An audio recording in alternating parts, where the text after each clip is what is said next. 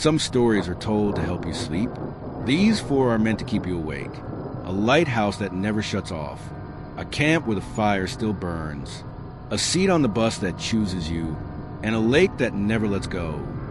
These are the bedtime stories you were never meant to hear.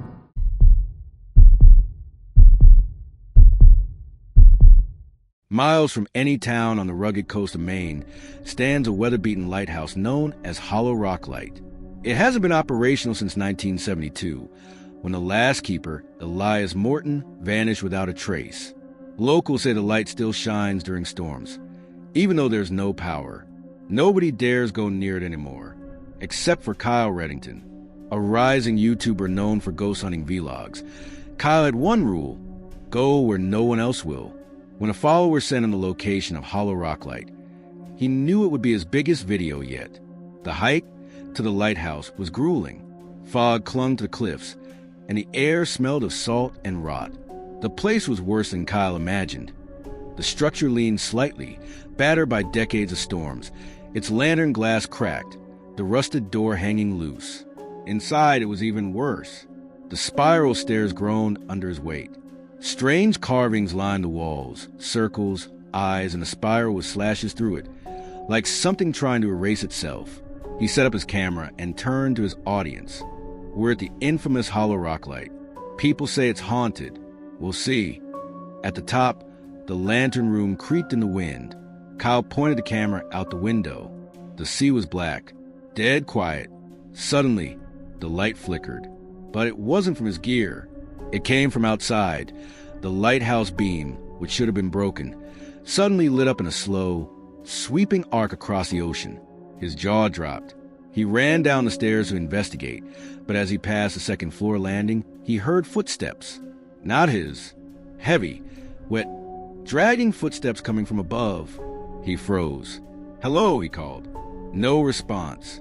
The spiral at his feet, the one scratched into the wall, began to drip, like tar. He turned his camera to it. The lens glitched. Screen went black. Then a whisper, "Keep the light burning." Kyle bolted down the stairs. The front door was shut, jammed from the outside. He yanked it hard until it finally burst open, slamming against the cliffside wind. He didn't sleep that night. Camped in his car. He reviewed the footage. Every shot was perfect, until the moment the light came on. Then, static, whispers, and a shadow, tall, thin, moving up the stairs behind him. But Kyle had been alone. The next morning, he went back, determined to finish what he started. He placed a motion cam in the lantern room and waited below. At exactly 3:14 p.m., the light flashed again. But this time, it stayed on, sweeping back and forth across the sea until it suddenly froze, pointing straight at the ocean, and stayed there. Then came the horn, a deep, low blast from the fog. A ship. Kyle ran to the edge of the cliff. Out of the fog emerged a ship, but it wasn't floating. It was hovering inches above the water, old and blackened like it had been underwater for centuries. Figures stood on its deck, dozens, all in tattered lighthouse keeper uniforms, heads tilted back, eyes glowing faintly. Then the ship vanished into the sea, like it was never there. When Kyle turned around, the light stopped. The lighthouse door was open again. On the step, a single item had been left behind, an old, rusted keeper's log. Inside, in frantic handwriting, "Do not stop the light. The sea takes what's forgotten, and I am next." On the last page, a name was scratched over and over: Kyle Reddington, Kyle Reddington, Kyle Reddington.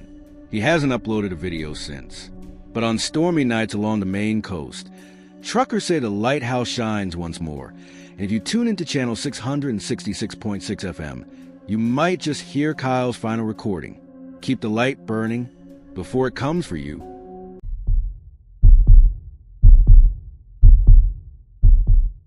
In the middle of the Pine River Forest, deep in Michigan, lies the ruins of an old camp called Camp Red Echo.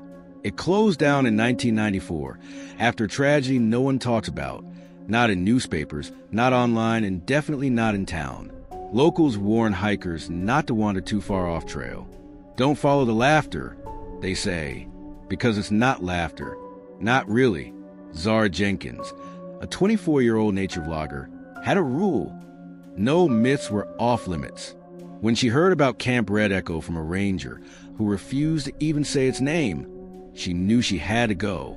She took her gear and hiked deep into the woods, marking every tree with red tape on her way, just in case. After 3 hours of dense trail, she found it, a rusted gate, half buried in weeds, a crooked sign that read, "Welcome to Camp Red Echo." The cabins were rotted and quiet. The fire pit still held blackened logs. She panned her camera and whispered, "Camp Red Echo, shut down after mysterious tragedy. No records, no files. Let's find out what they're hiding." As she explored, strange things started to happen. The air got warmer the deeper she went, even though the sun had dipped behind the trees. She found old name tags, waterlogged yearbooks, even a half-burned whistle. But the creepiest thing was the Echo cabin. Its door was nailed shut, but someone recently had pried it open. She stepped inside. The moment she crossed the threshold, Zara's audio gear buzzed, even though there was no signal out here. The walls were covered in drawings, dozens of them, all made by children. They all showed the same thing: a bonfire, a line of kids holding hands, and a tall, black figure just beyond the trees, always watching. In the corner was a journal, leather-bound, moldy but still intact. It belonged to a camp counselor named Becky Halloway, dated July 1994, the final week before the camp closed. The kids talk about the tall one again, say he lives in the woods behind the archery field. They say he only comes when it's hot. The hotter the night, the closer he stands. I'm writing this so someone believes me. Last night I saw him too. Zara froze. Sweat was dripping down her neck. The temperature felt like it had climbed 15 degrees. Her camera picked up something in the cabin behind her, a laugh, a child's laugh, distant but real. She ran outside, spinning to catch anything on video, but there was no one there, no footprints, no breeze, only heat. And then she noticed all the red tape markers were gone. She scrambled back through the camp, trying to retrace her steps, but the woods had changed. The trees felt closer. The path had shifted. That's when she saw them, children, a dozen of them, standing silently by the fire pit, pale, still, their heads cocked at unnatural angles. Each one was smiling, but their eyes were black. Zara backed away slowly, breath shallow. One child, a boy in a Melted Scout badge shirt, stepped forward and whispered, "It's your turn." Suddenly, the fire pit lit up on its own, flames exploding upward. Behind the fire, he appeared, 10 feet tall, thin, head bent like his neck was broken. His body was made of smoke and ash, and his face had no face. The children started to chant, "Ashes, ashes, we all burn down." Zara screamed and ran. Branches slapped her face. She didn't care. She didn't look back. Somehow, after what felt like hours, she broke out of the woods, collapsing by the highway, gasping for air. A driver found her and called 911. Zara couldn't explain what she saw, but she had her footage. When she got home, she uploaded it to her editing software. The entire video was corrupted, except for one frame, a still image of her, standing in Echo cabin, and in the window behind her, the tall man was watching. She never posted again. Her YouTube channel disappeared. And to this day, people who hike near Pine River Forest sometimes hear laughter deep in the trees, even when no one else is around. And on the hottest summer nights, locals swear they see fire rising from the old campgrounds. Camp Red Echo still remembers, and it's always looking for the next camper.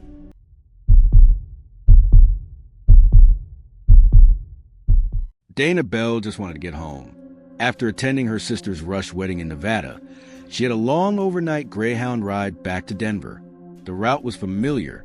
Dana had taken this exact bus years ago. Quiet, boring, predictable. Or so she thought. The bus pulled into the Reno station around 8:40 p.m. She boarded, took her window seat in row 6, and plugged in her earbuds. Only a few passengers scattered across the dimly lit cabin. most asleep or staring at phones. The driver, an older man with a cracked voice and a plastic nameplate reading Malcolm, welcomed everyone with the usual safety talk. Then he added something odd. If you're sitting in row 13, don't talk to the man next to you. He's not real. Most people laughed nervously.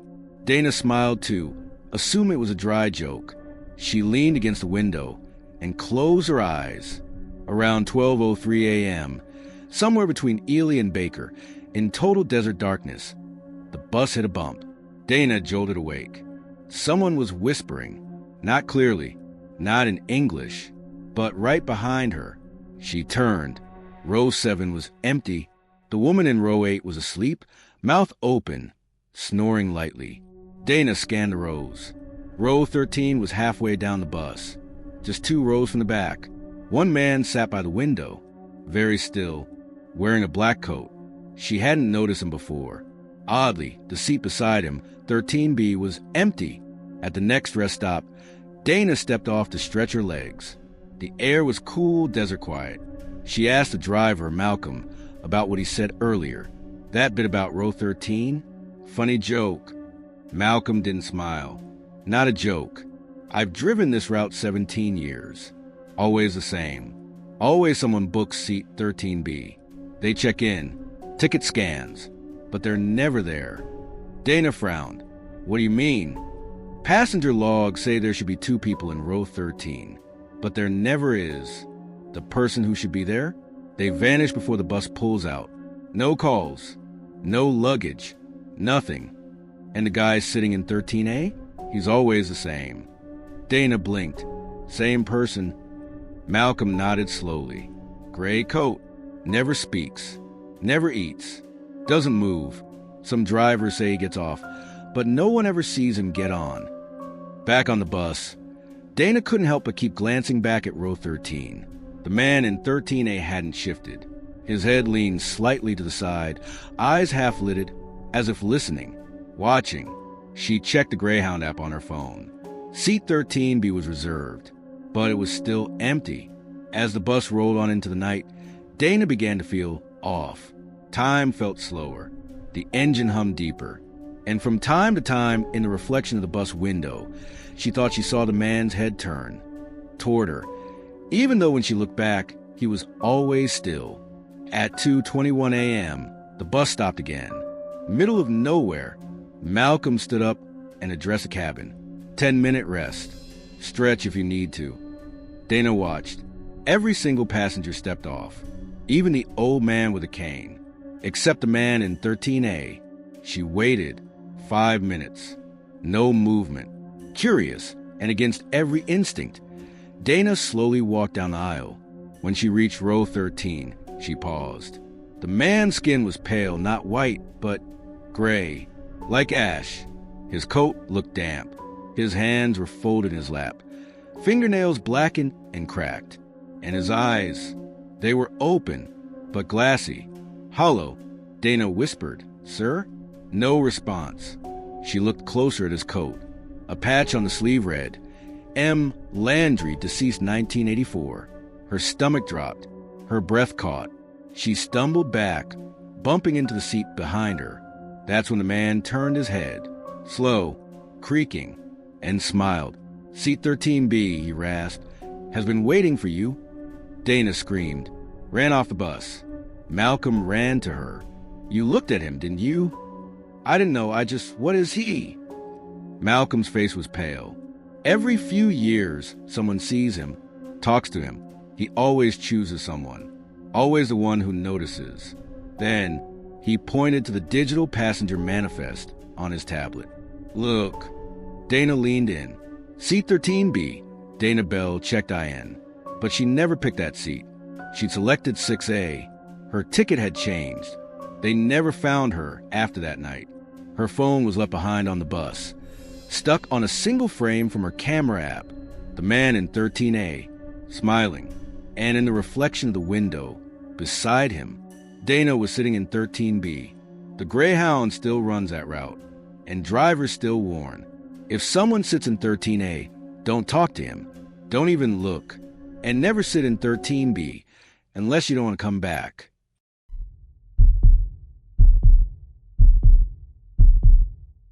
They told Harper not to take the lake house.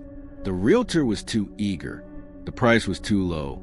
The listing said quiet, serene, remote, great for writing. But there were rumors about Elk Lake, not in articles or police files, but whispered on local forums and coffee shop tables.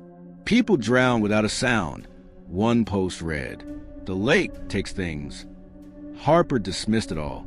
She was 31, a struggling novelist from Chicago, and the idea of a peaceful cabin surrounded by pine trees and water sounded like the cure to her writer's block. She arrived on a Monday. By Thursday, she wasn't sure if she'd made a mistake. The house was beautiful on the outside, rustic, 2 floors, big dock, canoe, stone fireplace. Inside, cold, even in July. And still, it was the stillness that got her. There were no birds, no bugs, no breeze. Even the water didn't ripple. It was as if the entire lake was holding its breath. On the 3rd night, Harper dreamed of bubbles rising from black water, a pale hand reaching up, not to be saved, but to pull someone in. She woke with a start at 3:11 a.m. There was wetness on her floorboards. She followed it, damp footprints leading from the back door to the stairs. But the door was still locked. She checked the dock. No one. The lake was flat, moonlit. Then something moved beneath the surface. Large, slow, gone. She tried to convince herself it was just stress. She hadn't written a word in days. But things got stranger. Books moved. Doors she'd locked were found open. Once, she found her clothes laid out neatly on the dock, dry but cold as ice. And then she found the journal. It was wedged behind a loose floorboard in the upstairs bedroom. Inside, shaky handwriting from someone named Evan, dated 1981. I hear them at night. In the water. They whisper. Not words, just a feeling of drowning. The lake doesn't reflect your face right. It watches. I saw her again. The girl who drowned in '62. Her hair floats behind her. Her mouth opens, but no bubbles come out. They want company. Harper dropped the journal. She was done. She packed her things, threw them in the car, and drove until the road looped back to the house. She tried again, GPS dead. No signal. No road but one. She was trapped. That night, the water called her name. Faint, familiar. Harper from the lake. She stepped onto the dock. The moon was bright. The surface shimmered. She leaned closer and saw her reflection smiling back. But Harper wasn't smiling. Her reflection's mouth moved. "Join us." A hand burst out from the lake, grabbing her ankle. She screamed, slipped, hit her head on the dock. Darkness. She woke up in bed, dry. No bump, no bruise. Had she dreamed it? But on her floor, wet footprints. Again. This time, they ended at her bedside. She decided to burn the journal. She went to the dock to toss in the water. But before she could, a voice whispered from behind her, "Please, don't leave me alone down there." She turned. A girl stood barefoot on the dock, long black hair covering her face, dripping wet, skin pale blue, eyes wide and vacant. Then came dozens more. Children, teens, adults, all waterlogged, all quiet, all staring at her. They were the drowned, the lake's collection, and they had room for one more. Harper tried to run, but the dock collapsed under her feet. She plunged into blackness. She felt them below her, pulling not with hands but with memory. The water filled her lungs not with liquid, but with regret, with cold silence. But she fought, kicked, clawed her way back up. She gasped, broke through the surface, and collapsed on the shore, coughing, shivering. When she looked back, they were gone. All of them. The dock was whole again. The lake was still. She left that night, abandoned her things, hiked until she found a ranger station at dawn. They found the house, but not the journal, not her bags, not even her name in the rental record. They said the lake house hadn't been rented in over 20 years. Now, Harper lives inland. No mirrors, no water nearby. She won't even take a shower, only sponge baths. Because sometimes, late at night, when the house is quiet, she still hears ripples behind her, even when nothing's there. And when she looks into any reflection, she's afraid of what might smile back. That isn't her.